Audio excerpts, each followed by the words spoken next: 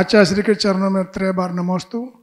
मुनिश्री, मेरा प्रश्न ये है कि हम मुनिराज के चरणों में सिद्ध क्षेत्र में जाते हैं जहाँ तो हमारे भाव में एकदम निर्मलता और सहजता आ जाती है, और वापस जैसे आते हैं, वापस घर गृहस्थी में आते हैं तो थोड़ा बहुत तो असर रहता है, लेकिन धीरे धीरे वापस बिल्कुल सारा सम्मान हो जाता है। तो ऐसा क्या करें कि वो निर्मलता बनी रहे हमारे भाव में, इसका समाधान करें।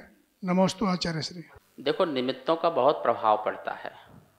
जैसा जैसा निमित्त होगा परिणाम भी बिल्कुल वैसे वैसे होते हैं। इसलिए श्रावकों को कहा जाता है कि पुरुषार्थ पूर्वक अच्छे निमित्तों के पास जाया करो। जैसे शंभे शिखर है, सिद्ध क्षेत्र है, वहाँ पे जाते ही परिणाम और घर में आते ही परिणाम, तो निमित्त दोनों अलग अलग हो गए ना। एक निमित्त क्या है, भावों में क्या है, एक श्रद्धा है कि ऐसे क्षेत्र में जा रहे हैं जहाँ से अनंत जीव मोक्ष गए हैं, तो एक अपने आप ही पॉजिटिव मन हो गया, सकारात्मक सोच आ गई। ऐसी पवित्र भूमि में आया हूँ जहाँ से मुनि होके मोक्ष गए हैं, तो मैं भी काश मुनि बन के यहाँ से मोक्ष जाऊँ, तो परिणामों में विशुद्धि होगी। आप सिद्ध क्षेत्र जाओगे तो सिद्ध क्षेत्र में आपकी विशुद्धि सिद्धों जैसे होगी। आप अस्य क्षेत्र में जाओगे तो आपकी बुद्धि बिल्कुल अस्य वाली होगी कि मैं यहाँ पर आया हूँ, डिमांड होगी आपकी। क्या होगी? डिमांड। चमत्कारी मंदिर है तो चमत्कारी, हे भगवान वो वाला काम तो हो ही जाना चाहिए, ठीक है ना। तो आपका वो विशुद्धि वो वाला हो जाएगा, ठीक है ना। कल्याणक क्षेत्र में जाओगे तो वहाँ की विशुद्धि अलग होगी। ज्ञान कल्याणक क्षेत्र में जाओगे, हे प्रभु जैसे केवल ज्ञान प्राप्त हुआ ऐसा केवल ज्ञान मैं भी प्राप्त करूं, ठीक है ना। जन्म कल्याणक में जाओगे तो जैसे इनका जन्म हुआ अंतिम जन्म, ऐसा मेरा भी अंतिम जन्म हो, ऐसे स्थान से ऐसी विशुद्धि। तो निमित्तों का प्रभाव पड़ते जा रहा है। सूत की माला लेते हैं उसका परिणाम, चांदी की माला लेते हैं उसका परिणाम, सोने की माला लेते हैं उसका परिणाम, हीरे मोती की माला लेते हैं उसका परिणाम। लोहे की थाली में खाना खाते हो, पत्तल में खाते हो, फिर चांदी की थाली में खाते हो, फिर सोने की थाली में खाते हो, खाना वही होता है, लेकिन निमित्त अलग अलग होते जा रहे हैं। तो भोजन का स्वाद और खाने का जो तरीका वो सब क्या होते जा रहा है, अलग अलग हो। कितना बड़ा प्रभाव है निमित्त का। विद्यानवाद जी कहते थे निमित्त कुछ करता नहीं और निमित्त के बिना कुछ होता नहीं। तो जैसे आप सिद्ध चक्र वहाँ जाते हो, सिद्धों पास जाते हो, समय शिखर जाते हो, वहाँ की जो विशुद्धि है, गुरु चरणों के बैठने के सानिध्य की जो विशुद्धि है, वो फिर हम जब घर में आते हैं तो वो विशुद्धि नहीं रहती है। विद्यानंद महाराज जी कहते थे मंदिर और मकान में क्या अंतर है, जहाँ प्रवेश करते ही समता प्रकट हो वो मंदिर, और जहाँ पर ममता प्रकट हो वो मकान। तो मंदिर में घर में ममता प्रकट होती, बच्चा है, परिवार है, घर है, वस्त्र है, धन है, दौलत है, संपत्ति सब दिखती है ना, आंखों के सामने दिखती है। तो वहाँ की विशुद्धि क्या हो जाती है, हीन। अब आपका प्रश्न था इसको बनाए कैसे रखें इस विशुद्धि को, तो बार बार ध्यान में उसको स्मरण लाओ, आंखें बंद करो, वही पूरा का पूरा रूप मैं वहाँ पर यात्रा कर रहा हूँ, दर्शन कर रहा हूँ, सिद्धों की आराधना कर रहा हूँ। तो बार बार उसको क्या लाओ, स्मृति में लाओ, मेमोरी में लाओ। तो जितनी बार बार विशुद्धि में लाओगे तो कुछ ना कुछ अंश फीलिंग तो वहाँ की वैसी फिर होना प्रारंभ हो जाएगी। और यदि हम उसको याद नहीं करेंगे, स्मरण नहीं करेंगे, धारणा में नहीं लाएंगे, धारणा एक ध्यान होता है ना, तो धारणा में नहीं लाएंगे तो फिर वो विशुद्धि हमारी कम हो जाएगी। ऐसा चलेगा कि विशुद्धि वो समाप्त ही हो जाएगी। तो उसको बार बार स्मरण में लाओ। नमोस्तु गुरुवर। नारकियों के अंदर काम की प्रबल भावना बताई गई है और वहाँ पर तो सब कुछ, तो कैसे किस प्रकार से उनका ये सिद्ध होता है?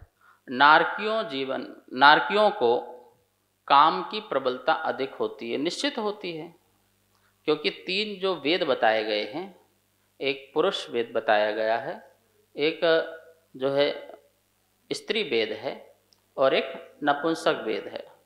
चूँकि जो नारकी जीव हैं उनमें नपुंसक वेद की वहाँ पर उदय चल रहा है। किसका चल रहा है?